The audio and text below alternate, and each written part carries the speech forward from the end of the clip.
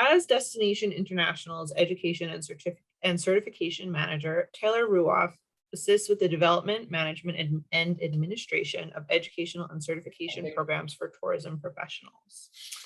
And her project is on, she will be presenting Arctic tourism in Nunavut, Canada, challenges and opportunities for sustainable tourism development. So, Taylor, are you ready to go? Thanks for the intro. So hi, everyone. My name is Taylor, and my capstone project is on the challenges and opportunities for sustainable tourism development in Nunavut, Canada. And I picked this topic because I had the incredible opportunity to travel throughout Nunavut back in August for about 2 weeks. It was an amazing experience, and it was super memorable because it was my very first Arctic tourism trip. So a very new experience for me. So I want to give you a brief overview of what I'll include in my presentation. I'll start off with a bit of background on Arctic tourism and then give you a profile of Nunavut so I can set some context for my research. Then I'm going to dive into 5 key challenges and opportunities for sustainable tourism in Nunavut, many of which can be applied to other Arctic tourism destinations throughout the world. And then finally, I'll reflect on whether or not sustainable travel is even possible in the Arctic due to the ongoing threats of climate change, which I see as the biggest challenge for sustainable tourism in Nunavut. I do want to note here that all of the photos that you'll see in my presentation were actually either taken by me or my partner, Jake, during our travels in Nunavut. So it was pretty fun to compile this presentation and reflect on my trip. So before we jump in, I just wanted to make sure we were on the same page about what the geographic area of the Arctic actually is. It includes the most northernmost areas of the world. Starting at the North Pole, it spreads far south and wide until you hit the tree line, which in Canada is around the 66th parallel, or the line of latitude around the Earth. So what does Arctic tourism actually entail? Arctic tourism occurs in remote, high latitude areas with fragile and extreme environments that are very difficult to access.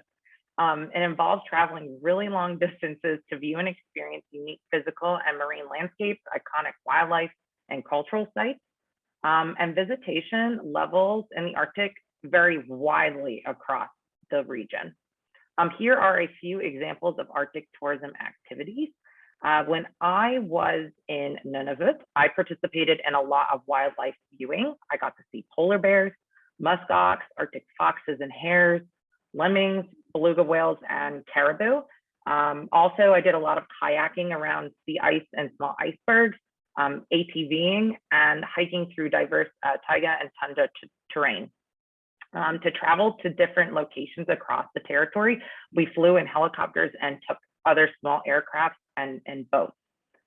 So visitation levels to the Arctic are actually relatively low compared to other destinations, but the area is receiving unprecedented attention and interest and pre-pandemic rapid growth.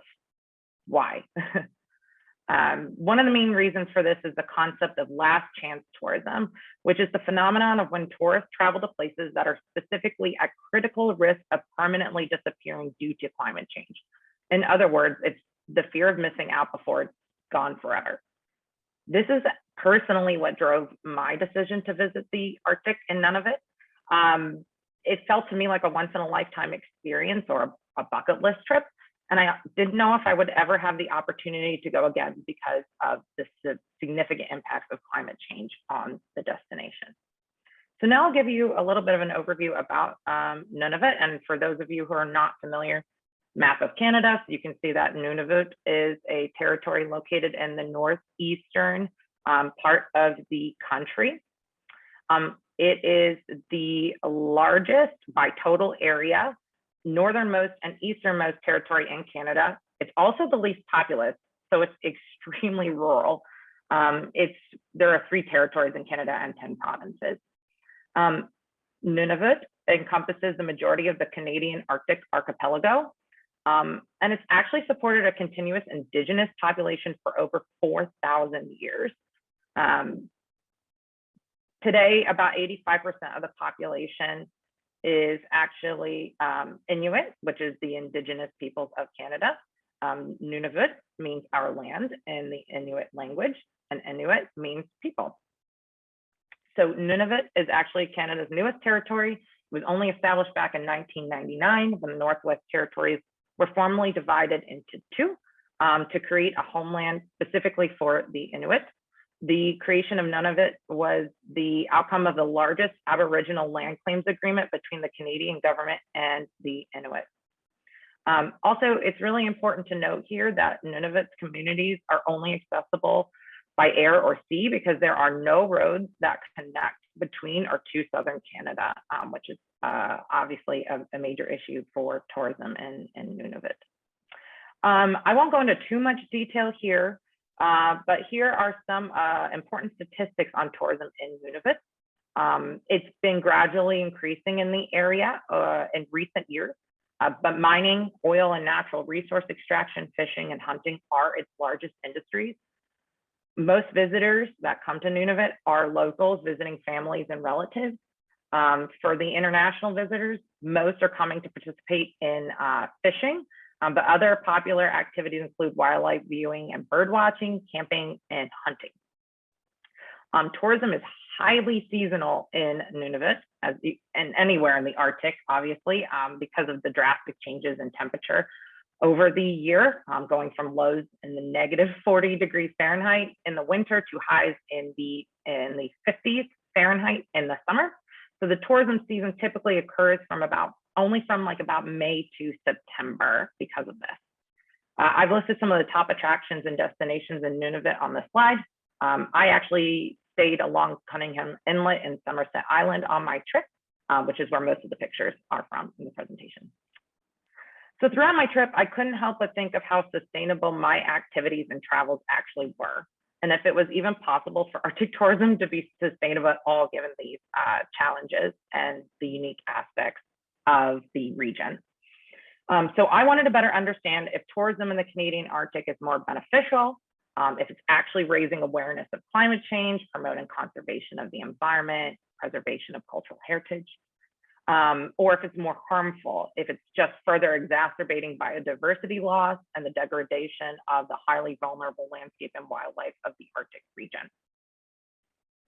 So to do this, I use the Sustainability Laboratory's 5 fundamental domains of sustainability framework that we learned about in our very first session in the pilot program.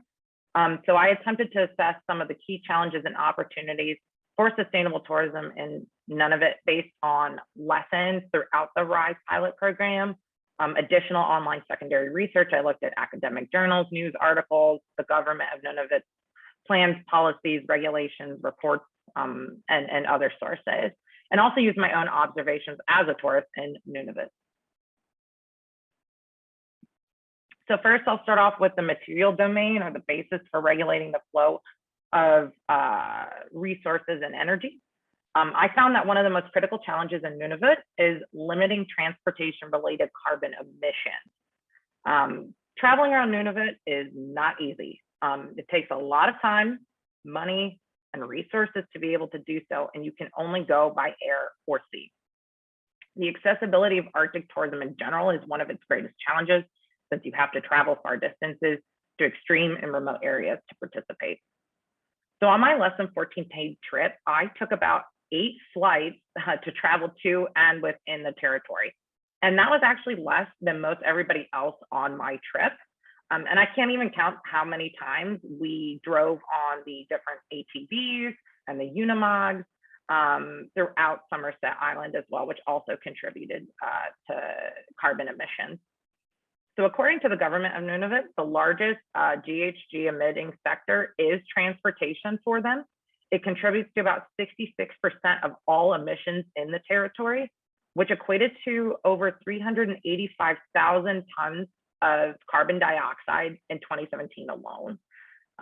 So through my research, I saw an opportunity to mitigate the carbon footprint of travel in Nunavut by encouraging the higher use of lower emission transport options, so kayaking, canoeing, hiking, biking, and also utilizing renewable or green energy alternatives when at all possible. This would only be possible with regional support and funding incentives by local government authorities. Specifically, I could see them doing this to support tour operators to upgrade to cleaner and more efficient vehicles, aircraft, and boats, and would be extremely beneficial for the local environment. For the economic domain, my research indicated that ensuring that visitor spending stayed within the local economy and the retention of a skilled tourism labor workforce are big issues in Nunavut, and they're actually very related issues as well. These were noted as prominent challenges in Nunavut's most recent annual tourism report and were specifically called out there. There is an absence of a suitable labor pool in Nunavut that is actually interested in and trained in the different elements of the tourism sector. And therefore, it's had to historically rely on importing foreign workers, which means that not all of the tourism dollars that are coming into Nunavut are staying in the local economy. Turnover is also quite high for a variety of reasons. One of those is the seasonality of tourism in Nunavut itself. So an opportunity to increase retention and local employment in Nunavut's tourism sector is for the public sector to expand its training offerings and to create incentives to retain employees in the sector. The government currently provides trainings in hospitality and business skills. They do on-the-land guiding, cruise expedition team training, survival and risk management skills, and cultural interpretation skills. But these are not currently offered consistently or very often, and the participation levels aren't very high.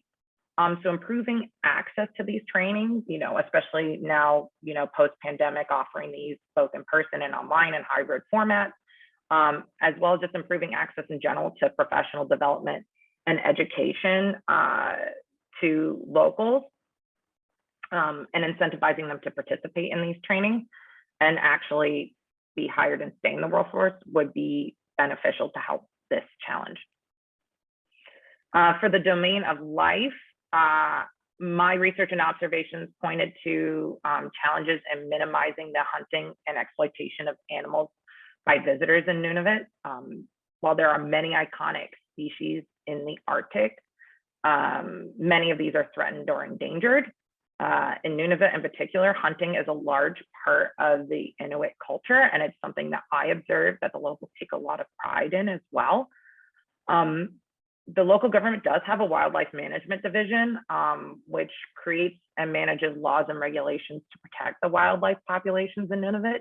And non-residents are required to use a licensed outfitter and be accompanied by a professional guide when they are hunting. But it was really unclear to me in my research how well these policies are actually enforced and communicated to visitors, other than if they were searching for them on their own online. It was also unclear if all tour operators that offer wildlife excursions have to have certain certifications to be able to do so, even though there are a variety of guidelines that the local government puts out in place for doing this. So there's definitely an opportunity to better educate visitors of these guidelines and regulations and issues so that awareness can be increased.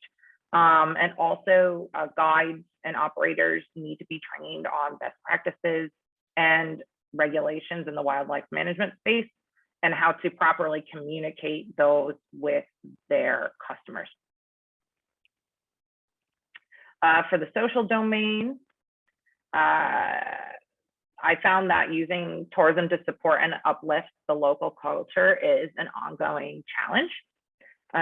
While the Arctic has gained popularity worldwide as a tourism and wildlife watching destination, which is mostly what I focused on in my presentation so far, the region has always been vital to the identity, culture, and survival of its Indigenous people.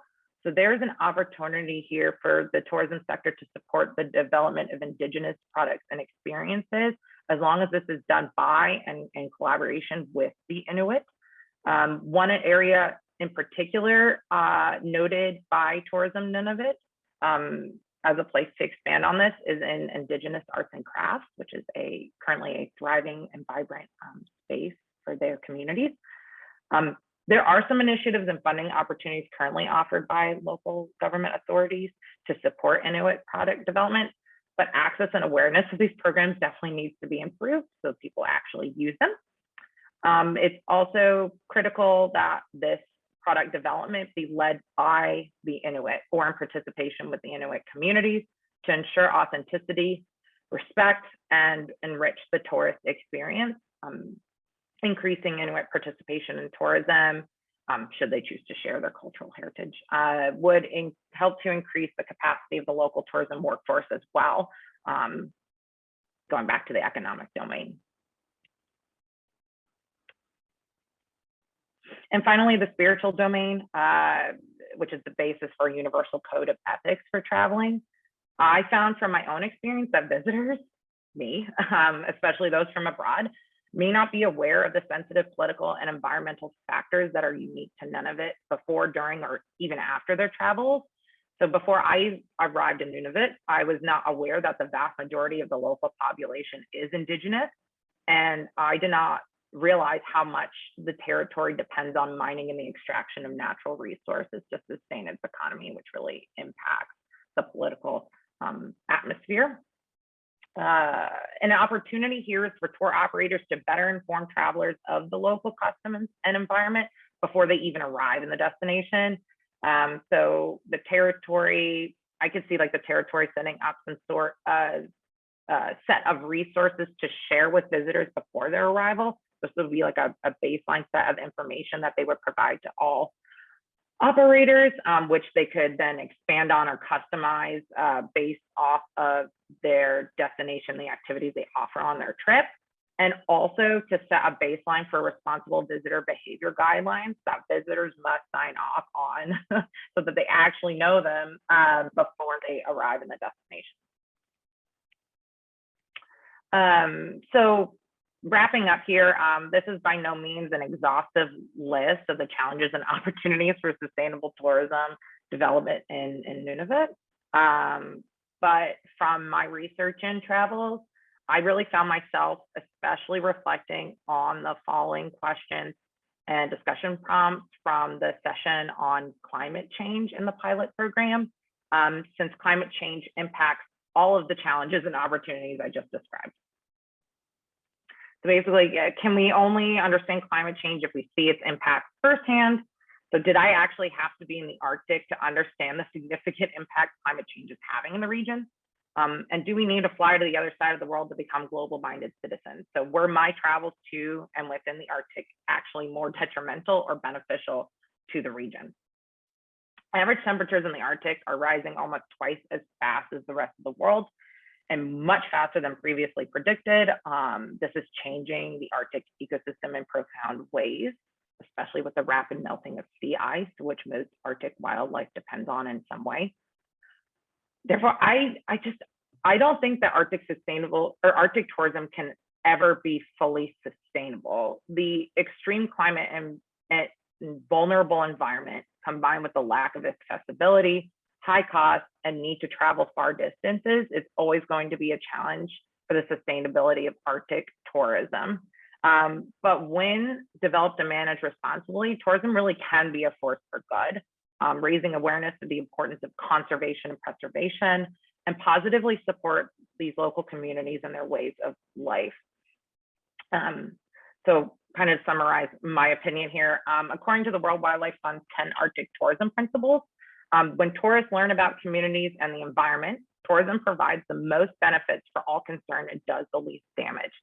Knowledge and a positive experience enable tourists to act as ambassadors for Arctic environmental protection. So that is it for my presentation. Thanks everyone for listening in, and I welcome your thoughts and any questions you might have. Thank you so much, Taylor. There were a few great comments. Thanking you for your analysis. Amanda mentioned that she wonders how we can change people's thinking without having to have firsthand experience. And Dana wants to know, do you know how involved the Inuit are in decision-making about the tourism that occurs in their territory? And did you have the opportunity to talk with any members of the community about the tourism in their area? And if so, what did they share with you? Okay. These are both great questions. So I'll start with Amanda's first. You know, there are ways of getting people to, you know, understand these impacts without actually having to be there, though obviously having like that personal experience and connection can make a really big difference. The tour operator I went through actually also helps in producing a lot of different documentaries and videos and informational resources on the impacts of climate change and all the different wildlife in the Arctic itself. So they document those experiences and share those out publicly with others. So you don't have to be there, but you can virtually, you know, or you can watch a documentary about it to learn about it as well. And I feel like, especially during the pandemic, the power of powerful documentaries, or the power of documentaries, can be quite powerful and actually make people's decisions change. That's just one example I have. And then for Dana, you know, that's a great question. I believe that the majority of the local government is run by Inuit. So they're involved in every single decision that is made, since they, again, are like about 85% of the local population. One or two of the guides and the tour operator I went through were Inuit. So we got to talk to them about their experiences living in Nunavut their whole lives, and about kind of how things have changed over the last couple of decades or so. You know, mentioning that more people are coming here, but obviously with the pandemic, things have changed greatly, and we were one of the first people to be able to go back. So things are only going to change even more now. Thank you so much, Taylor. This was a really interesting and eye-opening presentation.